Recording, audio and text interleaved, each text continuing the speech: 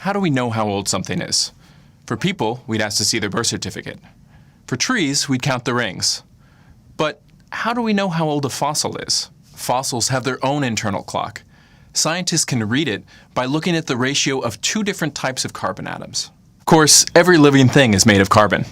Plants grab carbon dioxide from the atmosphere and use it to form complex organic molecules. Animals get their carbon by eating these plants. But there's more than one form of carbon. Most carbon atoms have 6 protons and 6 neutrons. We call this carbon-12. High up in the atmosphere, sometimes cosmic rays hit nitrogen atoms. This creates carbon with 6 protons and 8 neutrons. We call this carbon-14. Carbon-12 and carbon-14 behave alike, but carbon-14 has one unique and important attribute. It's unstable. So once an animal dies, the carbon-14 in its body will start to go away. Every 5,730 years on average, about half of the carbon-14 atoms will decay into nitrogen. This is its half-life. After one half-life, the animal will have about half the amount of carbon-14 it started with. After another half-life, it will have about a quarter. And after another half-life, it will have about an eighth. By contrast, the amount of carbon-12 it has in its body will stay the same. By measuring the ratio of carbon-14 to carbon-12, we can measure how many thousands of years have passed since the animal died. Carbon dating works for fossils up to about 60,000 years old. For older fossils, scientists use unstable elements that have much longer half-lives. Radioactive dating. Half-life is a really important and useful concept in physics, and one of the main uses is in radioactive dating. This is basically looking at the count rate, or the number of unstable nuclei in a sample, and then using the half-life to figure out the age. Now let's look at a really simple example. On the left side we have a tree, and on the right side we have an old wheel that's been dug up out of the ground. Now we know that all living things are made of carbon, and a certain percentage of that carbon is always carbon-14, which is radioactive. So let's look at the count rate of a tree that's still alive. We see that it's 200 counts per minute. Now let's look at the cartwheel. The count rate here is only 50 counts per minute. So how long is it since the wheel was made? How old is the wheel? First we need to find out how many half-lives old it is. Well, if the count rate of a tree that's alive is 200, then when that tree is cut down and turned into a wheel, that activity will slowly start to reduce. Then after one half-life, it would reduce to 100. And then after 2 half-lives, it would reduce down to 50, which is exactly the count rate of the wheel. So we know that that wheel must be 2 half-lives old. Now we know that the half-life of carbon-14 is 5,700 years. So if it's 2 half-lives old, it must be 2 times 5,700, which is 11,400 years old. And that's it. That is radioactive dating. Let's look at another example. So here we have a meteor that's crashed to Earth. And we know that when the meteor was created, it was all uranium. But uranium decays to lead. And now there's only 1 uranium atom to every 3 lead atoms. So how old is the rock? Well, first we need to find out how many half-lives old the rock is. There's 1 uranium atom to every 3 lead atoms. So a quarter of the rock is uranium. How many half-lives would it take to get to a quarter? Well, if we start at 1, when all the atoms are uranium, then after 1 half-life, half of the atoms would be left as uranium. And then after 2 half-lives, a quarter of the half-lives would be uranium. So again, it's 2 half-lives old. Now the half-life of uranium is 4.5 billion years. So the age of the rock is 4.5 billion times 2, which is 9 billion years old. Let's first have a look at some of the questions of age. Radiometric dating. Radiometric dating is a technique that is used to tell us how old objects are. And basically, it's not a very complex system, and it works very well. You can do it in a laboratory. There are ways of exactly determining the ratios of certain isotopes to each other, And this information is used to tell us how old things are. But the problem is, you have to make certain assumptions. And let's just run through them. The first assumption you have to make is that the rate of decay and half-lives have remained constant over time. Okay, basic principle. You have a specific rock. In that rock, you have elements which decay by radioactive decay. For example, uranium-lead dating, you have uranium, you have a certain time in which it decays to a certain isotope of lead, and after X millions of years, you have half the amount of uranium as you had before. Over the next same time period, again, you have, another loss of half the material. We call that a half-life. And so you can determine, by determining the ratio of the one to the other, how long this process has been going on. But you would have to know that the rate of decay and the half-lives have remained constant over time.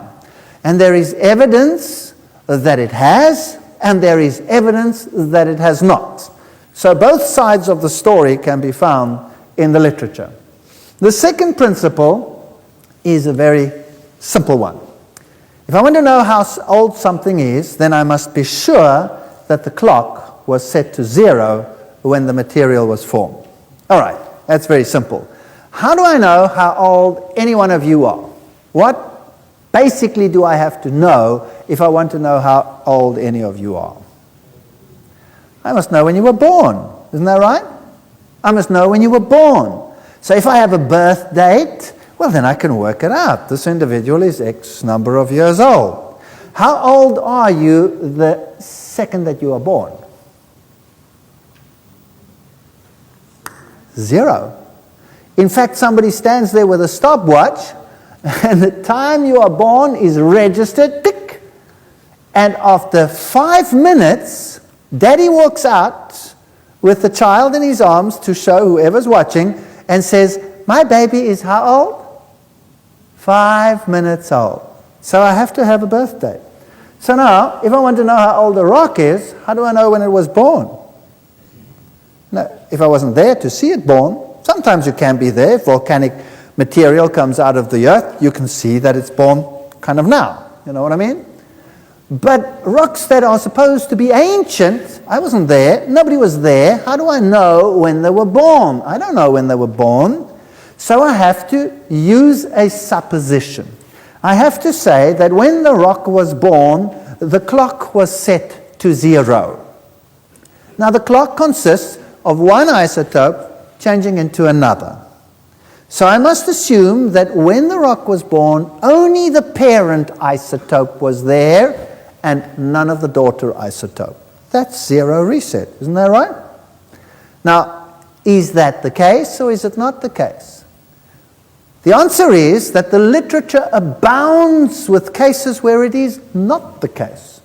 Where, for example, volcanic ejecta comes out of the rock right now in Hawaii or in New Zealand, and you measure it, send it to the laboratory for dating, and it can measure anything from a few million to hundreds of millions of years old. Now, if that is the case, then is the clock set to 0, yes or no? Obviously not. And if the clock is not set to 0, then how much faith can I have in the dating system? Here's another problem.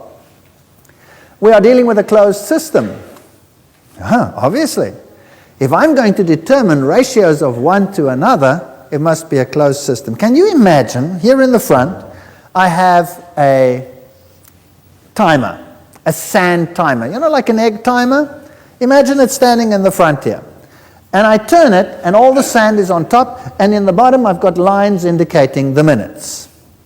And after 1 minute, the sand has come down and filled it up to the first line, and I know 1 minute is gone. After another minute, the second line. After a third minute, the third line, etc. That's how the clock works. Now, what if there was a hole in my glass at the bottom? And as the sand came in, some of it escaped from the bottom. Would my clock be accurate, yes or no? No, it would not be accurate. Same with a rock. If I'm dealing with a rock, and the elements inside that rock somehow were able to escape a hole in my clock, would I be able to use that sand in there as a time mechanism, yes or no? No. Question.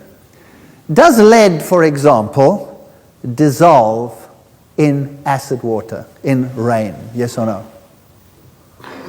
Absolutely. That's why we have heavy metal pollution in our rivers and in our lakes, right? So, if it rains and water falls on the rocks, and the rocks are porous and the water goes through, can I wash out some of the elements, yes or no? Obviously, yes. I mean, that's how mountains work. They soak up the water and they form huge reservoirs of water because they contain them and soak them up like a sponge. So here are mechanisms of taking out the isotopes. So basically, I cannot guarantee that the decay has been the same. I cannot guarantee that the clock was set to 0 when the material was formed, because it's not set to 0 even today. And I'm not dealing with a closed system. So how good is my clock? Frankly, my clock is useless. Totally useless. The scientific method of determining one isotope relative to the other may be perfect. That may be so, but it means nothing in the light of these points.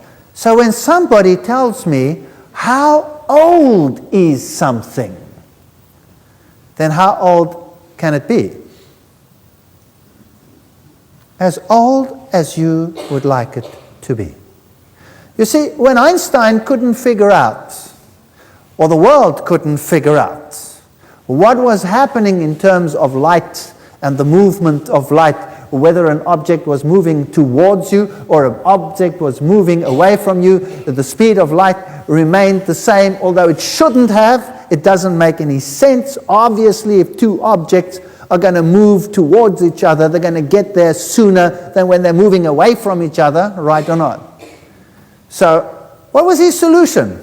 He came up with a theory which he called relativity. That's it. So, that's the solution to a big problem in science. It's nice, but it's just a word. We don't have to go into all the details. So, if somebody asks me, how old is this rock? I say, it's relative. Relative to what? Relative to my paradigm. Relative to my way of thinking. If I believe this rock is young, there is nothing that you can do to prove that it is not. And if you want to believe that rock is very old, there's nothing that I can do to prove that it is not. So believe it if you want to, that it's billions of years old. Or believe it if you want to, that it's a few thousand years old. There is nothing that stops you from believing what you want to believe. Nothing. And no matter how much arm wrestling science does with you to tell you that you must believe that it's old because that is their paradigm, tell them it's relative. You can believe whatever you want to believe. There is no evidence, impelling evidence to force you to change your mind. You don't have to. Having got that out of the way, and please, I'm not saying you can't believe what you want to believe. I'm saying you have freedom of choice to believe what you want to now. That's all.